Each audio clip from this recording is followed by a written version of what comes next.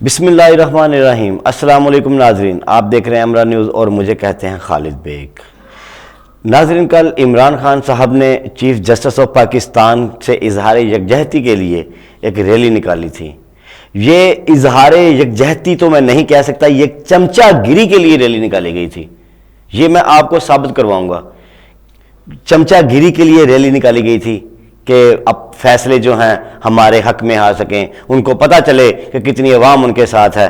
اور اسی طرح پورے پاکستان میں جو ہے ریلیاں نکالی گئیں، پاکستان کے کونے کونے شہر میں ریلیاں نکالی گئیں، اور مردان میں ایک ریلی نکالی گئی جہاں پر ایک بہت افسوسناک واقعہ پیش آیا۔ اسی طرح مردان میں بھی ایک ریلی نکالی گئی اور ریلی کے اختتام پر ایک اختتامی دعائیہ تقریب بھی کروائی گئی، اور اس دعا کے لیے مولانا نگار صاحب نے کچھ تقریر کرنی شروع کی، اور تقریر کرتے کرتے خان صاحب کی محبت میں اتنے اندھے ہو گئے، اتنے دیوانے ہو گئے کہ انہیں پتہ ہی نہیں کہ میں کیا کیا کلمات ادا کر رہا ہوں۔ توبہ نعوذ باللہ، عمران خان صاحب کے پیار میں ایسا اندھا ہو گیا۔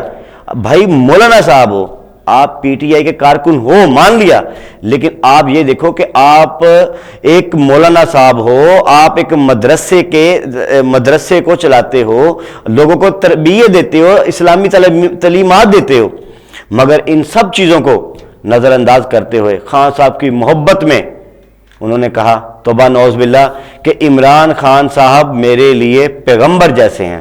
خان صاحب کی محبت میں اتنا پاگل ہو گیا ہے کہ کہہ دیا کہ جی عمران خان صاحب میری نظر میں پیغمبر جیسے ہیں۔ اور عمران خان صاحب، اس کی باقاعدہ ویڈیو بن کے سوشل میڈیا پر پوری وائرل ہوئی، لیکن مجال ہے کسی نے اس کے اوپر کچھ بولا ہو۔ یہ جو پی ٹی آئی کے لونڈے لپاڑے بیٹھ کر سوشل میڈیا پر بکتے ہیں نا، انہوں نے بھی کوئی اس کے حق میں بات نہیں کی، انہوں نے بھی اس کے بارے میں ایک لفظ نہیں ادا کیا۔ اور میں آپ کو بتاؤں، یہ ویڈیو بن کے خان صاحب کے پاس بھی پہنچی ہے، کیونکہ جس طرح اس کو مارا گیا، جس طرح اس کو قتل کیا گیا، اس کی ویڈیو پوری بنی ہے اور یہ خان صاحب کے پاس بھی پہنچی ہے۔ مجال ہے کہ خان صاحب اس کے بارے میں کچھ کہیں۔ کیوں کہیں؟ کیا کہیں گے وہ؟ کہ اس نے صحیح بات کی ہے، یا کہیں گے جی اسے ایسا نہیں کہنا چاہیے؟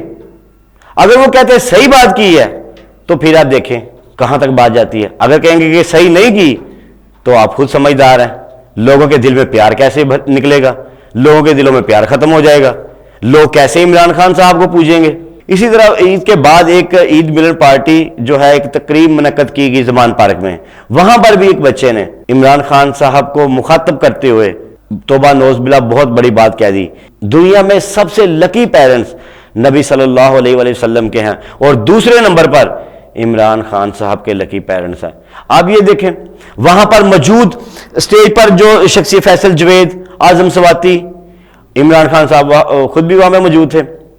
اب اگر وہ اس بات کو وہاں پر کہتے کہ بھائی آپ غلط کہہ رہے ہو، آپ غلط کر رہے ہو، اس طرح نہیں کہتے، تو میرے خیال سے آج یہ واقعہ پیش نہ ہوتا، آج اس طرح مولانا نگار صاحب کو قتل نہ کیا جاتا، بچے کو تالیاں بجا کر داد دی گئی۔ کیا یہ گندی بدبودار سیاست کر رہے ہیں؟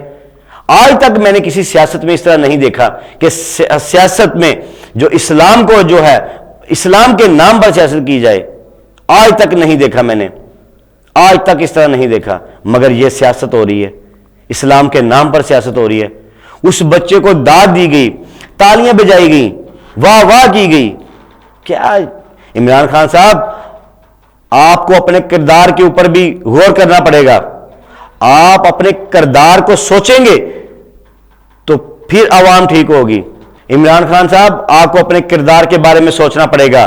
اگر آپ سوچیں گے نہیں تو اس طرح کے واقعہ روز ہوتے رہیں گے، اس طرح کے لوگ روز قتل ہوتے رہیں گے۔